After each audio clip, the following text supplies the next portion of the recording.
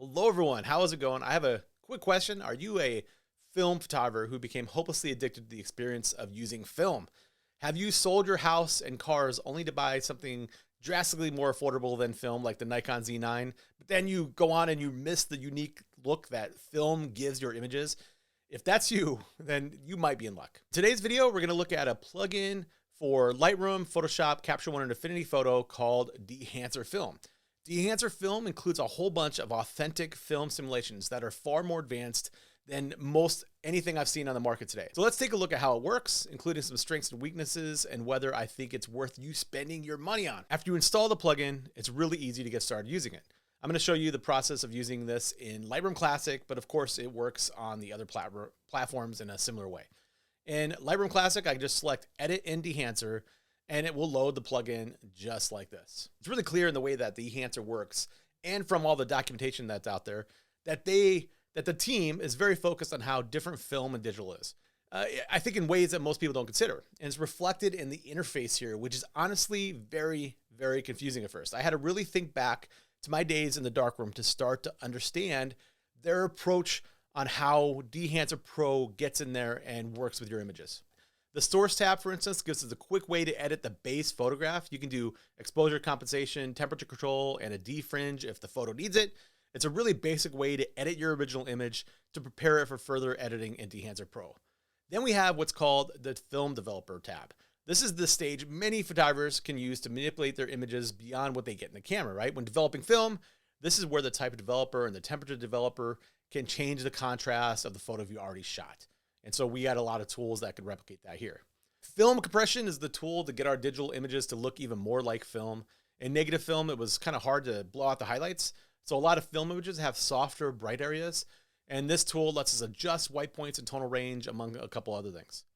We also have the expand tool, which allows us to fine tune the dynamic range of the image. The print tab is really unique because this is where you're imagining printing the image and how that will impact the look and feel of what you shot. Different papers provide different tints and contrast, and it gives the darkroom photographer even more control over how the photo looks. The color head tab is referencing something that in color enlargers back in the day that can change the look and feel of the color images. Film grain is really an extensive tab that allows us to fine tune the grain in your pictures. In other programs that allow us to adjust grain, it's usually just something that's like a series of dots that's just thrown out over the entire image, right? Equally. So all the highlights, the midtones, and the shadows have an equal amount of grain in them. But in actual film photography, there are likely different types of grains in the different areas of the photo, which really does change the look and feel of everything. Here's a photo process with Lightroom. I add some grain, and you can see the equal amount of grain throughout the image. It doesn't matter if it's in a shadow or a highlight. The grain is basically the same throughout the entire picture. Compare that to an image that's processed with Dehancer, and the grain looks a lot different in the highlight and the shadows, for instance. If we zoom in, you can see a drastically different look of the grain in the highlights here, and compare that to the shadows over here. It's different types of grain. I love how Dehancer does this, and the price tag on Dehancer might be worth the price of admission for that alone. Moving on, the halation tab allows us to recreate the red, orange halos around bright areas and contrasting edges. Film stock like Cinestill 800T is a really good example because you can see in these images how that red glow really creates a unique look and feel to these images, and Dehancer does a really good job of doing that. The Bloom tab gives us access to something that's similar to a Pro Mist on digital, but of course it's a little bit different in the film world, and the Dehancer team is trying to replicate that here. And finally, there's the Vignette tab, which allows us to get darker edges. However, the tool does a bit more than that. It seems to adjust the contrast between the edges and the center. So it's a little bit different than what you're used to maybe in Lightroom or something like that. And so the first time I loaded this up and went through all that, I was a little bit overwhelmed, and you might be overwhelmed looking at some of those options as well, right? Especially like me, I haven't shot film for almost 15 years. So I had to really kind of retrain my brain for what some of the stuff means and how it applies to our images, right? Luckily, there are presets that are already compiled by the Dehancer team within the app. These presets are supposed to be the base for replicating certain films, and you can see a big list of them here. We get stuff like Fuji Velvia, Kodak Portra, Agfa, and we even get some classic presets that replicate the look of some really, really old film stocks. To see what this looks like in action, let's edit 3 different photographs and see how Dehancer looks. Okay, so what we're going to do is we're going to start off with this photo of an abandoned gas station because, of course, what the world needs is more abandoned photography in the film world, right? And I've kind of gone and neutralized this image a little bit, just kind of made the, there's not any deep blacks or really bright highlights. The Dehancer's documentation kind of says to do this on their images. And I've got my white balance to a decent place. It's just daylight, which is how I shot it and everything like that. So it's looking good. It's ready to go. I'm just going to right click and I'm going to go to edit in Dehancer Lightroom plugin. And they give us, Dehancer gives us a bunch of help in their help files and tells us to do this. Make sure your settings are like this on export, and we're going to do that. So now we're going to go in. It's going to load up Dehancer. Dehancer's performance, by the way, is really good. Once we go in there, presets is usually where I start, and the presets are pretty powerful because this is the Dehancer team or some other people like Oscar Fullman, who has created a Cinestill 800T simulation himself. So I click on that. That's that person's take, Oscar's take on 800T, and I'm not sure what Dusty Ben means. Maybe that's just a dirtier 800T film, but you can go through and you could find a whole bunch of presets, and the presets again are people or yourself, because this is a preset I made. It says by Jerred Z right here. This one's by Maximum, this Fuji Color Superior by Maximum, and you click on it and it's going to apply the settings that that photographer or that editor has said works well for Superior 200. It replicates that. And for this one, it's replicating the enlargement being done on Kodak Endura glossy paper. And over here on all these settings, if you want to turn that paper thing off, I could click there on and off, and it changes the look just a little bit, as you can see right there. What we're going to do here is we're just going to look at some of the different things that I normally do with these. And first thing is I'll find, I'll reset this to the beginning right there. That just resets all the settings. And then what I do is I'll find a film stock that I want to use. And that means I'll go over to profiles, I'll enable the profiles, and then I can choose a film stock. And so let's say we did use Cinestill 800T. We're going to click on that, and that creates the color profile and the profile of the characteristics of contrast that Dehancer has replicated from all their different testing. But that's all it does. You can see over here, all these other boxes are checked. There's no check there. So that means it doesn't, this is not factoring into the simulation so far. I'm going to get rid of the histogram just for now so we can see this bigger. And then once we start to click on these, I can see what the default settings do to the image. Film compression kind of lowers the highlights a little bit, makes it a little bit more film-like. And you can kind of see that highlight recovery when I enable this. I'm going to ignore the print, and I'm going to ignore color head for now because I like the colors and everything where that's going. I do think that this needs a little bit more contrast, so we're going to go to film compression, and I'm going to increase that white point just a touch. Sorry, I went the wrong way. That's where I get kind of confused on some of this. Boom. I think that looks pretty good. The only other couple things I want to do is I want to apply halation, because I know Cinestill 800T is a very, you get a lot of like red fringing on some of the highlights. So I'm going to click that, and you can see that effect that does right there. I get in those red fringes. I'll uncheck that and recheck it. That's kind of cool, although I think it might be a little too strong, so I can adjust that. I'll go on here and I'll lower amplify. We'll take that down quite a bit. It's still there. It's just slight. Before and after. That's cool. It's giving us a little bit more of the film look. Now, for me then, I want to go in and apply a film grain. And 800T is a little bit grainy, right? There's a little bit of grain in there. And you can see how the you can change the size of the grain, and it changes that a lot. And you can change the amount of grain. And of course, it changes a lot. Different films, different ways that you push film, pull film, run through different developers will change all this stuff. And for me, the default looks pretty good. I think that's pretty cool. And I think that the midtones, I'm going to increase the grain in the midtones just a little bit. And I dig that. So we can go to look at the before and after. Before, nice and clean. And then with the Dehancer, it looks really cool. It looks a lot like film, in my opinion. I have never shot 800T, so I'm not sure, but I think this looks pretty cool, and I dig it. So I can just click OK, and then what it does is it transfers it back to Adobe Lightroom as a TIFF file, right? Pretty cool. The second photo we're going to look at is this Impala SS. Really cool car that's out there for sale. I took this photograph with an old, like 50-year-old Minolta lens on an adapter, and I had the same settings, daylight and everything, but you can see how everything's a lot cooler on this lens. And we're going to go ahead and also load this up into Dehancer and see what we can do here. Press edit. And you can see there's multiple clicks you got to go to get into the Dehancer. And this time we're just going to go to the presets.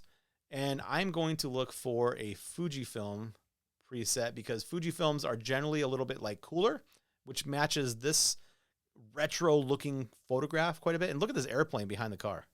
It's kind of crazy, right? That thing's cool. So we're going to use, let's do a Fuji Chrome Velvia 100. And we're going to click on that. And the default here is a little bit darker. So we're going to go to film compression. And we're going to increase that white point again and brighten up that area of the photograph. Then what we're going to do is we're going to go to expand. We're going to expand that even more. I'm getting a pretty cool image. And I am going to add just a touch of warmth back to this. So we're going to go to the source and temperature compensation. And we're going to, oh, that's too much. Warm it up just a touch, just a little bit there. Kind of some kind of creamy white tones, which is kind of cool. And I dig the look of this. If I look in there, the grain looks pretty cool. There's very little halation. So that halation must be pretty controlled. There's a bloom applied and a vignette. Let's see what the vignette looks like on and off. That's with it on. That's with it off. I like it a little bit better with the vignette. And right there, I think I got a cool photograph. Before and after. That's pretty wicked. This is pretty sweet. I'm going to click OK, and then we're going to do a portrait. This is my buddy, Jeremy Holland. He's a wonderful musician. And what we're going to do, why is it not going? Okay. What we're going to do is we're going to go to Edit in Dehancer.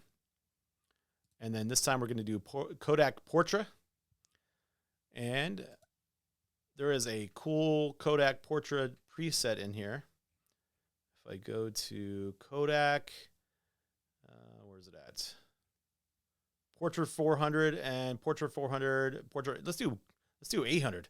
I'm gonna apply that, and that's pretty cool. You could see a completely different look and feel to this.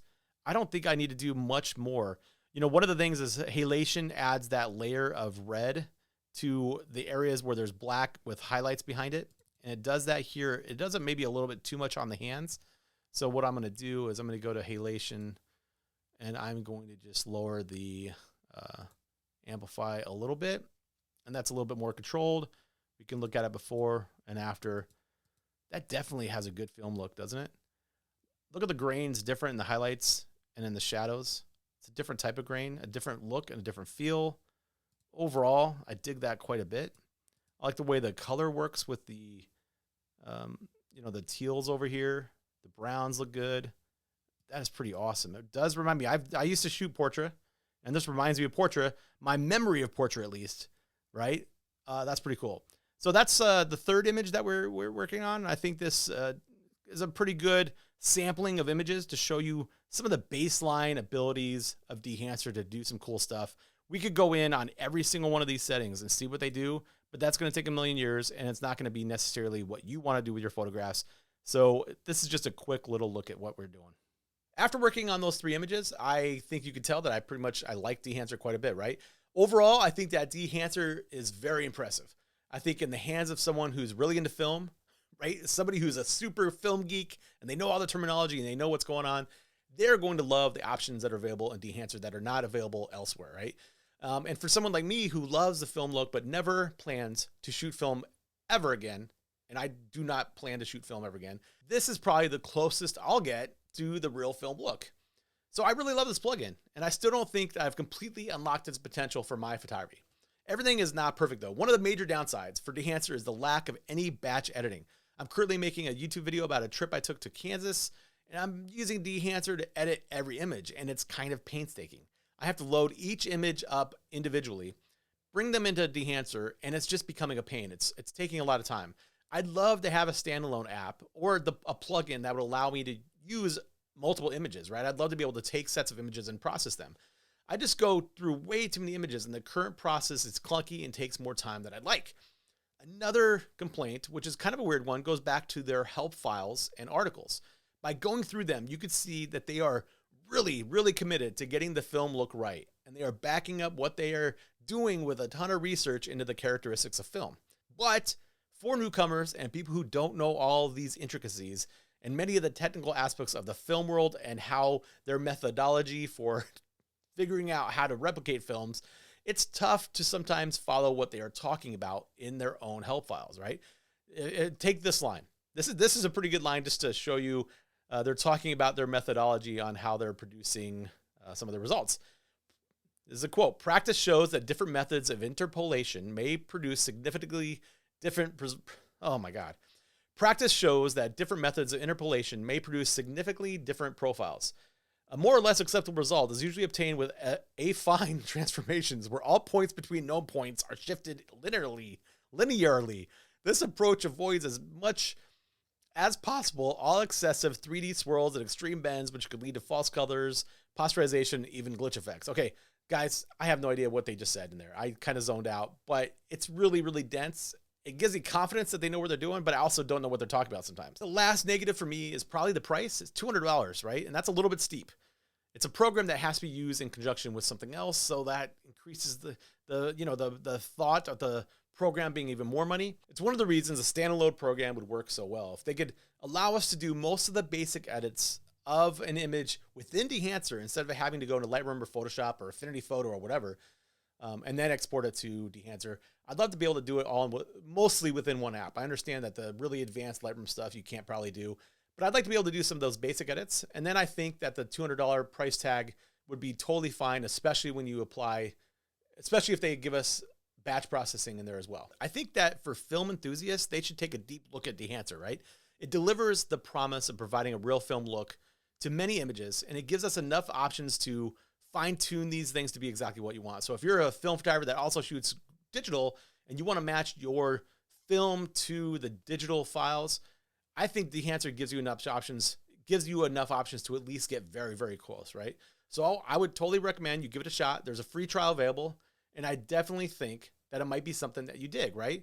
Especially if you have to go out and sell your stuff just to go buy a cheap Z9 instead of using film. Dehancer's got your back. I think it could do some cool things. So go check it out. I got the link below. And if you have any questions, just throw them down in the comments, and I'd love to be able to answer them. For everybody else, thanks for watching. Make sure that you subscribe, check out Dehancer, and go take some awesome photographs, people.